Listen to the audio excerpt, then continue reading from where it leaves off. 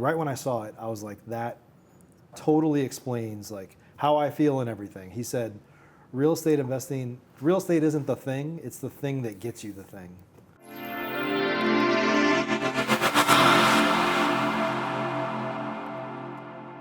One of your taglines is fuel your business, fuel your life.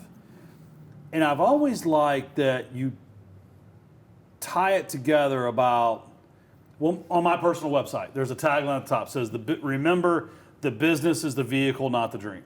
Because so many times in my 20-something year career, I get way over my skis into focusing on the business, the business goals, the business requirements, the business needs. Yeah. And you start to forget why you're doing it all. Yeah, so maybe talk, again, I don't want you, we're not here to promote Investor Fuel. Yeah. But talk about what you've learned in your entrepreneurial journey that made you feel passionate about not only focusing on that, but also sharing it with the community. Yeah, I think for me, like I'll kind of, if I go back to, I'll tell you a story. I don't know if I've told you this story before. When I was, God, I hope my son doesn't watch this because my son is 17. So when I was 16 or 17, I got a fake ID.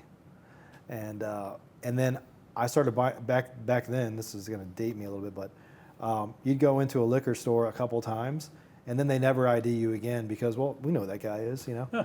And so I was literally buying like several kegs a week. I was like the guy throwing parties and everything. And my reason for telling you that is I've always been the guy to pull people together. I've always been, you guys do the same thing, right?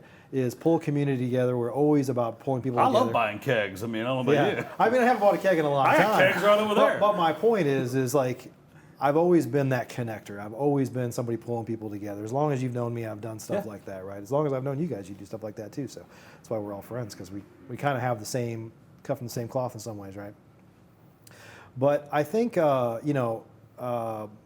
there's my buddy Matt Andrews, also in Investor Fuel, good friend of mine, said this one time in a presentation at Investor Fuel.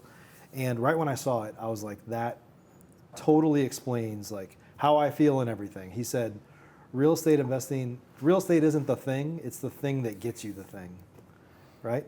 And back to what your comment was just a minute ago, is like, I think as an entrepreneur, like sometimes you get in the weeds so far in your business and you kind of forget why you're doing it all, but you did it all to build a better life. Like probably started with financial freedom. And once you do well there, you're like, really what I want is time freedom. I want to do whatever I want, whenever I want. And I want to hang out with whoever I want to, right? And so you got to have money generally to do those things. I mean, you could be a homeless guy under a bridge and hang out with some people and have all this freedom, but that's not the freedom that I want, you know? So I think everything I do now is just about, like, it wasn't always that way, but it gets to a point where you're like, what is this for? Why am I doing this? You go through stuff like COVID or a parent dying, or like things just happen in your life, and that's what wisdom, I guess, is all about. You get older and you're like, I don't have to do this. Why am I doing this? And what do I really want to do? And you start to hone in on doing what you want, when you want, with who you want, you know? I think something you just said, it's, you know, it resonates with me because it's like, you can't be so myopic. You do have to be myopic to like singularly focus to make a business successful. Yeah. But you still also have to keep a wide enough lens of like, hey, why are you doing all this? Why are you doing this? You know, and it's funny what you're talking about, the real estate being the thing to get to the thing, because it's kind of on point, but not on point. When I worked in Dubai, everybody used to say your first job in Dubai is so you know how to negotiate for your second job in Dubai. Yeah. You know, so I don't know if that, it's just funny, but I heard a quote not that long ago. It was like, the goal of business is to find your next business. Yeah. And I think we've all done that on some levels. It's like stairs, right? Like I did this and it got me here, then I could get on the second step, and then I get on the third step, and everybody's staircase is different, I guess, if you will. But I look back at all the things that sometimes people look at us and they say like, it seems like you planned all this out, but I didn't. I just got to that step and I said, well, I'm going to go this way now or that way, or bolt something on that just made sense at the time, or certainly bolted on a bunch of stuff that made no sense, and that stuff's not around anymore in many instances, you know. I'll share this. I mean, and this is not going to become a real investing therapy session, but you know, last week, several people from my company and I needed to get to Phoenix really quick to have a very important strategic meeting where Ternus Lending became the exclusive financing provider for Investor Lift. Yep. And Investor Lift, in case you're not out there, number one, a great place to find discounted houses, great place to sell discounted houses. But they also have tens of thousands of users that are actively transacting real estate. So obviously or investment real estate, obviously as an investor lender, to be on that platform as the exclusive finance providers, huge. Well, this is not a flex, but a colleague of mine owns a Cessna Citation. It's a jet.